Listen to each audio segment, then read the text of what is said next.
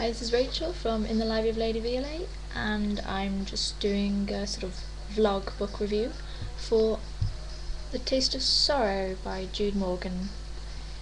I sort of bought this a while back, sort of kind of on a whim, because it was in 3 for 2 at Waterstones, and it looked quite interesting because it's a sort of fictionalized like account of the Bronte family from when their mother died goes up until when Charlotte Bronte got married. Didn't quite go up until when she died, because it would be a bit kind of sort of. So I can't actually give a blurb kind of thing, because all that is like sort of review things. There's no actual description of it, but obviously it's not much. If you know about the Bronte family history, then it's kind of fairly easy to guess what's going to happen. A lot of people die, basically.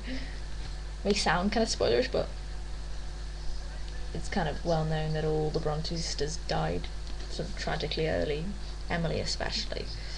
So, but it was sort of interesting reading it from like a sort of fiction point of view, where you just get the dialogue in between them as well, and seeing how they interact as a family, and also seeing what they were like as like the sisters were like as children. Emily being quite a strange girl, sort of print and flouncing off around the moors, and being quite sort of secretive and kind of proud, not wanting to rely on others.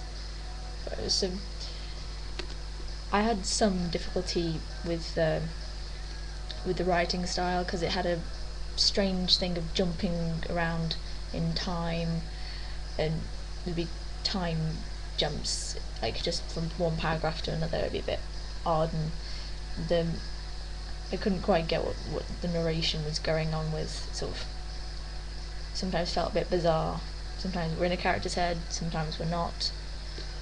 But it was, I did quite like this, and like sort of seeing how the sisters had to go and work as governesses, and when they went to the, I think it was the school,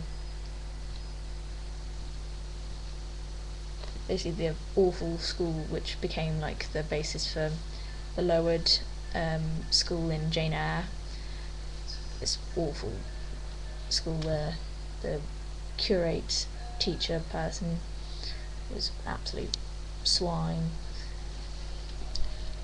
So it's for like a fictionalized thing, so famous writers. It was really quite enjoyable, and although it got quite sort of sad towards the end when just Branwell, Emily and Anne all die so close together, and also quite tragic thing that the father outlived his wife and his 6 children. That's pretty heavy going. But if you sort of like the Brontes like books, and know about what like interest in sort of reading more about their lives rather than just their work, like their books, it is a sort of enjoyable and quite readable like account, without being too sort of heavy on the stodgy details or whatever. But kind of that being said, I am also reading at the moment the non-fiction equivalent, which is The Life of Charlotte Bronte by Elizabeth Gaskell, which probably covers most of the same stuff that this does, only this is not quite with all the dialogue and the sort of description kind of thing that this has. But like when I featured this on my Teaser Tuesday earlier this week, got like ridiculous, the most amount of comments any of my posts has ever had.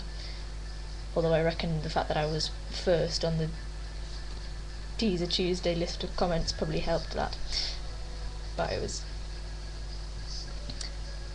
the most enjoyable kind of it's sort of historical fiction, and you sort of get a real feel for what their lives were like and how kind of desperately sad their situation was at times, and sort of given me a bit of a craving to just read more of the Brontes books, because I have I have actually all of them.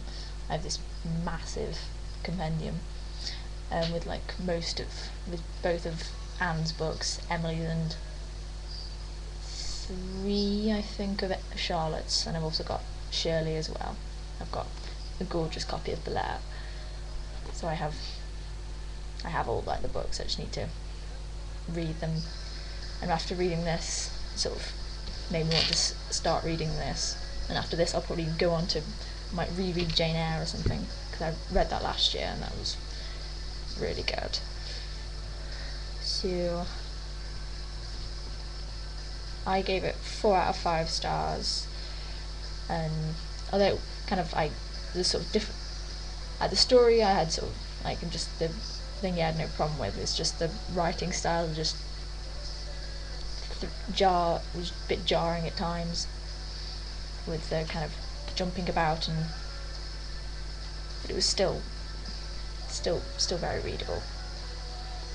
So I do recommend it, and it's plus got a gorgeous cover. Quite a lot of people commented on how gorgeous the cover was. So yes, The Taste of Sorrow by Jude Morgan. 4 out of 5 stars, and I don't know if it's available in America. I know it's available in the UK, but I've heard reckoning that it's not actually available in America. I would have to check. So UK people at least can give it a read if they fancy.